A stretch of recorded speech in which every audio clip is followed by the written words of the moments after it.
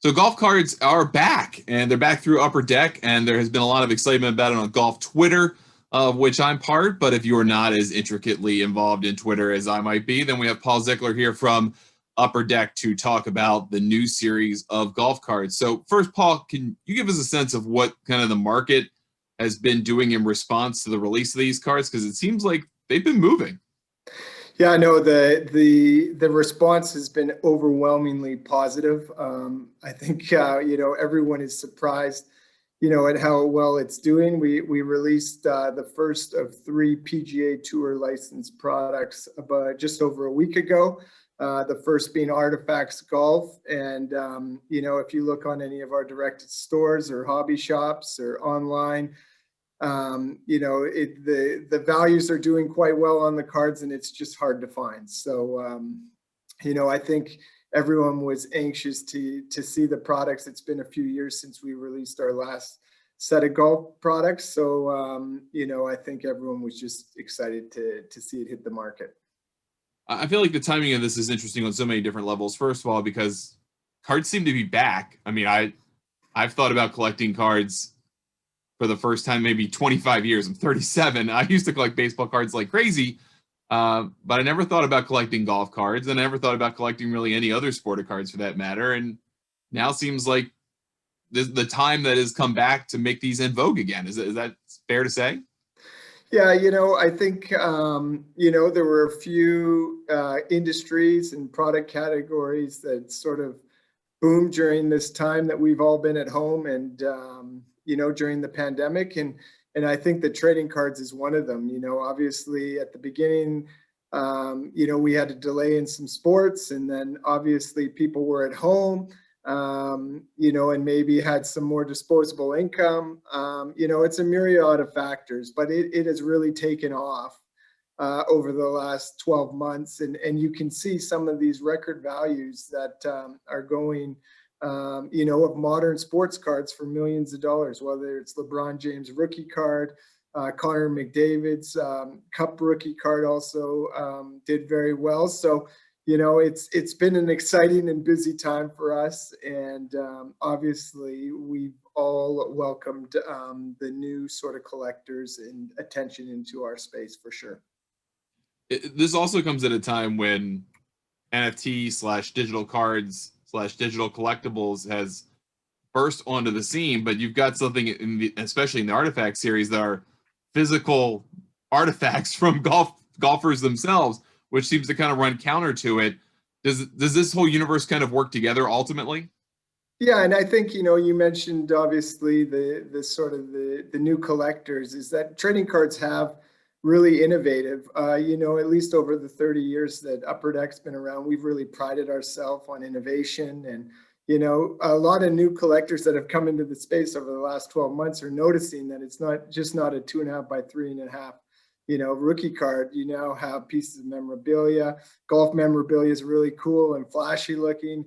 And then you also have different kind of relics and autographs and all sorts of innovations. And you noted sort of with the PGA Tour relationship, what we did is we actually created an overlay set. So they'll be included in all three of the golf products. And we actually got course use sand from the renowned TPC Sawgrass course, which is home of the Players Championship. Everyone knows the iconic Island Green on 17, and we embedded it into the cards. So it's a really cool overlay set. It kind of brings all three products together. There's non-auto versions and auto versions, and it features all of the main sort of key golfers that have played on that course. So it was a unique sort of integration, and it's a really cool set. And I think my operations team was a little bit, it was an arduous process. It's very fine sand, trying to encapsulate them into cards. So I'm sure, that I'm going to owe them a few, at least a dinner out. But they were sort of very instrumental in getting that done. And it's kind of a cool, innovative set that we've included. So what's the Holy Grail card so far? I mean, of the artifact set, what is kind of the one that set the highest valuation in the marketplace? If you go into eBay and type in Artifacts Golf, you'll see a whole spectrum. you know, and it was a testament, obviously, to some of the innovative inserts that we included, but also the checklist and the players that are featured. You know, we have a lot of top up and coming golfers, as well as established, you know, sort of championship, tour championship winners. You know, notable rookies in the set is obviously Justin Thomas. You know, he's currently number 2, just behind DJ. Obviously had a big win this year as well. And then we also have big hitter Bryson DeChambeau, last year's US Open winner. And then as well as Colin Morikawa, who's a really big up and comer, won the match play tournament this year and has burst on the scene. So all of their rookie cards are doing well, you know, and then we also have women and some legends. You know, Lexi Thompson, who's currently top 10 on the women's side, US side, and one of the most decorated female golfers, Annika Sormstad's in there. And then we even have Golden Bear Jack Nicklaus and Arnie Palmer. So we really covered the spectrum of sort of building a set around, you know, not only rookies and legends, women as well.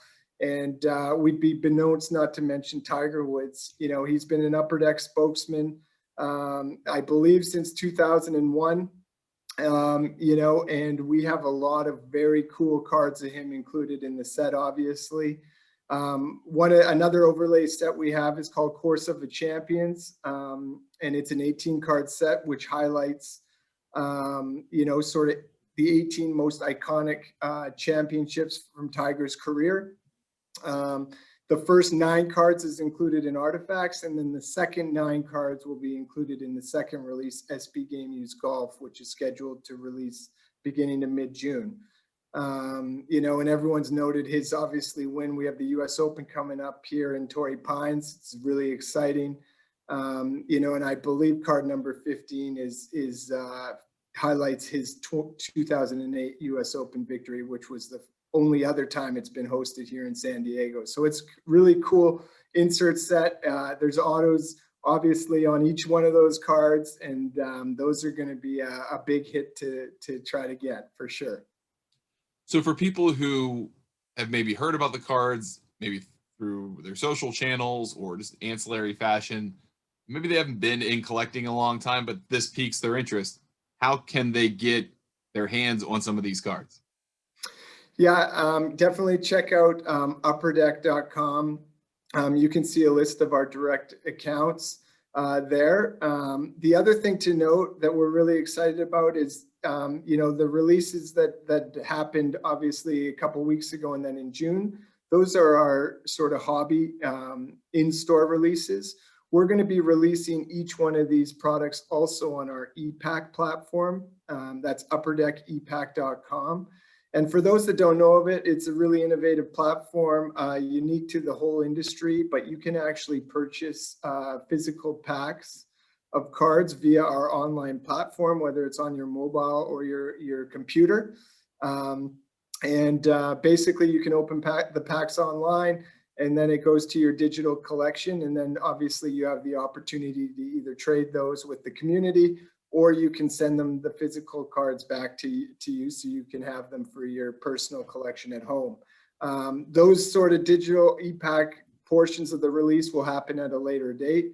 But if you're obviously for each of the listeners out there that maybe couldn't get the hobby release just due to obviously the demand and availability, there's going to be more that's released through our ePack platform in the coming months. And we saw with the first release of the Artifacts, there was kind of a hobby box. It was basically $995, I think, at retail. Is there a pack version of this where it's 1-by-1 packs? Like, yeah, so our ePack platform, you can actually purchase it by the pack, okay, or the box. So you have a lot more versatility, like you said, to purchase how you want. So you can buy it by the pack on there when it's available. All right, and then we'll get you out of here on this. What is the card or a couple of cards that you personally are most either proud of or excited about in this collection? Well, I was obviously instrumental on the side of getting the PGA Tour deal done. So I'd have to say the legendary PGA Tour course relics. But some other unique cards that are kind of that I just like, and another integration with the PGA Tour is we have Artifacts ball markers, where the men in the set actually feature a PGA Tour ball marker in the card, which is kind of neat. And there's auto versions of those as well as non-auto. But then we have a lot of other technology-based inserts. We have an Orem insert, which is a light effects gold tinted card. They look really cool, especially under the light. And obviously our diamond relic cards, which are popular on our hockey side. We have the rookie diamond relics, which actually feature lab created diamonds embedded in the cards. So that's another one. So there's a lot. Obviously, our Artifacts brand is one that's near and dear to our collectors' hearts, that has a lot of heritage. And we brought up all the stops for this golf version for sure. Well, I, for one, am very excited about this. I don't know how I'm going to get hands on a hobby box. I'm going to find a way to do it. I'm going to do it.